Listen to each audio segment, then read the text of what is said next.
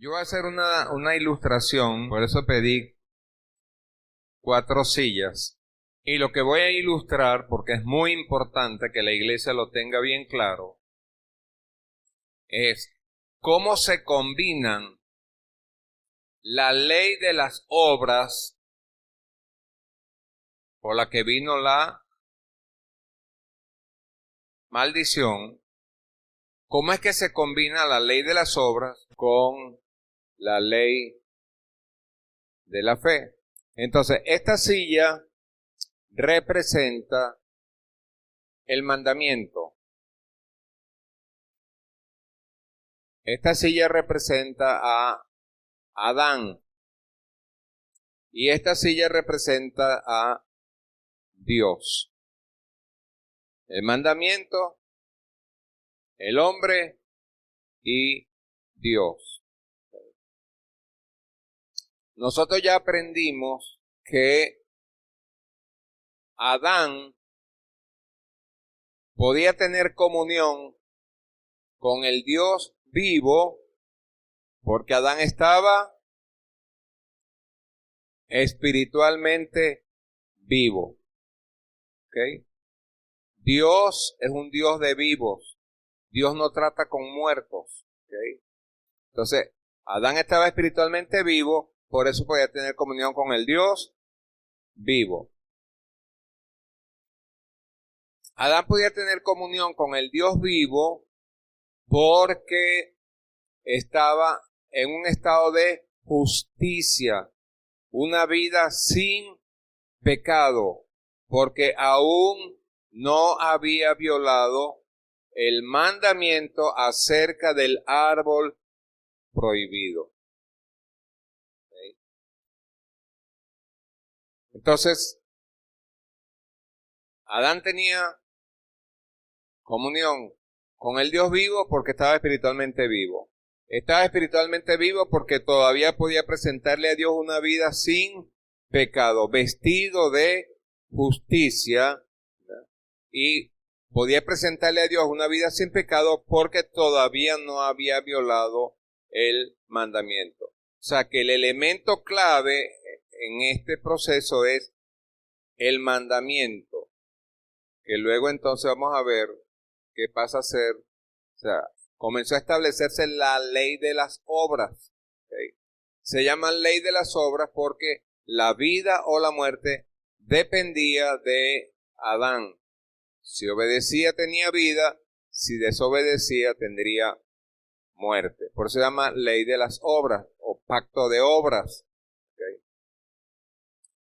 Pero sabemos que llegó el momento, como dice en Romanos 5:12, que por un hombre entró el pecado cuando violó el mandamiento, ¿verdad?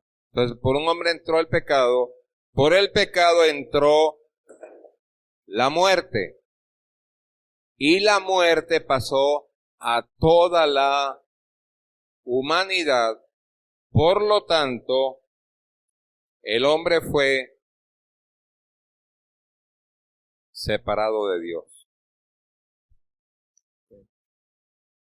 Ahí vino la expulsión. Ya no podía estar en comunión con Dios, ya no podía estar en la presencia de Dios. Bendición es gozar de los favores de Dios, maldición es atraer los juicios de Dios, la ira de Dios. ¿Okay?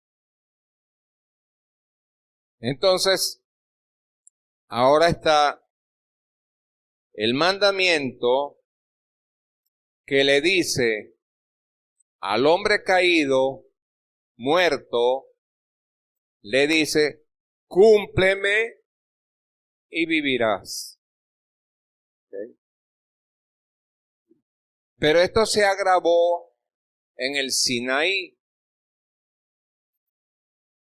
porque hemos aprendido por el mensaje del 2 Pro que ahora no hay que guardar un mandamiento, sino 10 mandamientos. Y dice Santiago que si tú guardas todos los mandamientos, pero fallas en un punto, fallaste en todo. Entonces, no hay esperanza que por la ley de las obras el hombre pueda recuperar la vida. Esa puerta quedó cerrada.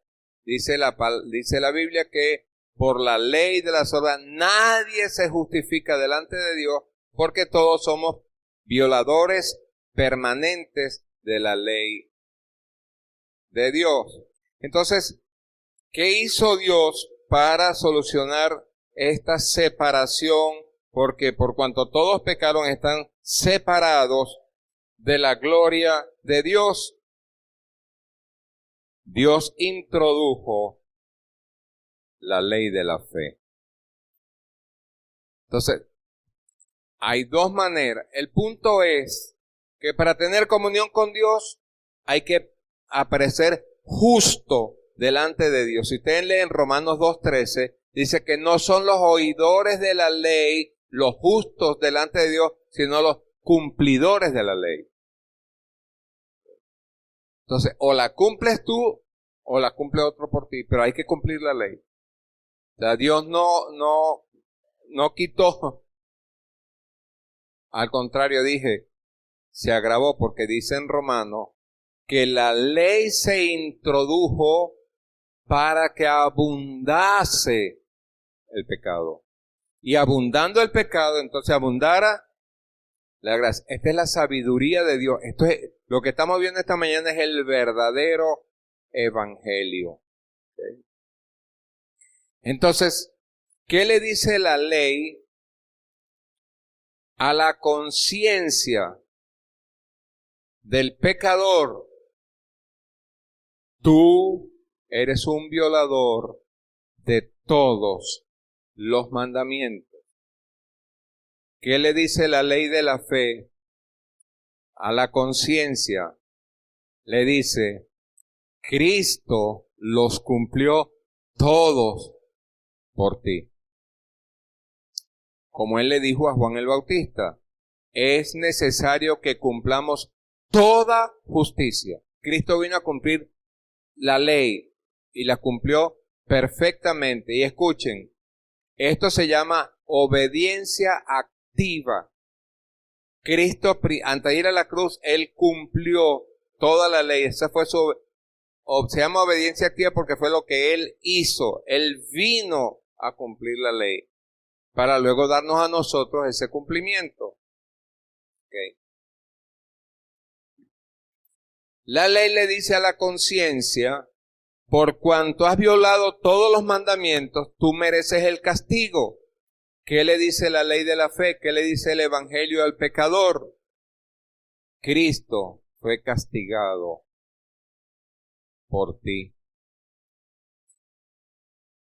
Pero la ley sigue diciéndole, pero tú sigues inclinado a todo mal. La ley de la fe le dice, mi santidad cubre tu maldad. He muerto para quitar tus transgresiones, para quitar el pecado, y he resucitado para que al creer en la resurrección ahora tienes nueva vida en Cristo.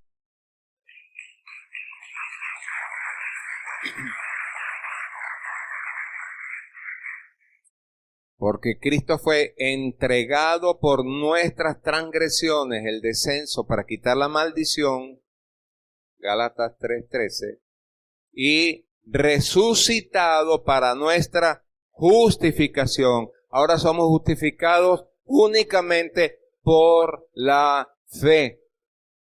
Pero aquí viene entonces el otro problema de los que se llaman los antinomistas o antinomianos. Es decir, lo que dicen, bueno, ahora estamos bajo la gracia y ya la ley quedó caducada y no necesitamos la ley. Pero esto es un error, porque lo que sucedió realmente es que hubo un cambio de posición.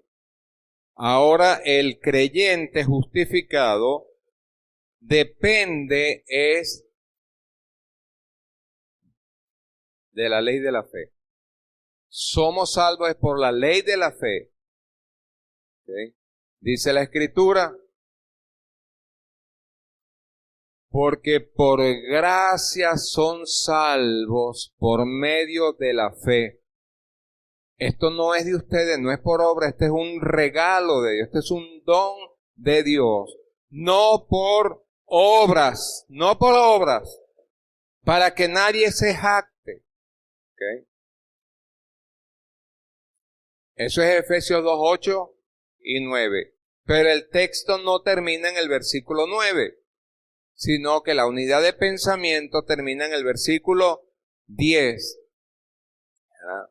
Somos criaturas de Dios, hechos nuevos en Cristo, para que andemos en buenas obras. Sí, no somos salvos por obras, somos salvos por gracia, pero no somos salvos sin obras. Dice la Escritura, así alumbre tu luz, para que vean tus buenas obras y glorifiquen al Padre que está en los cielos.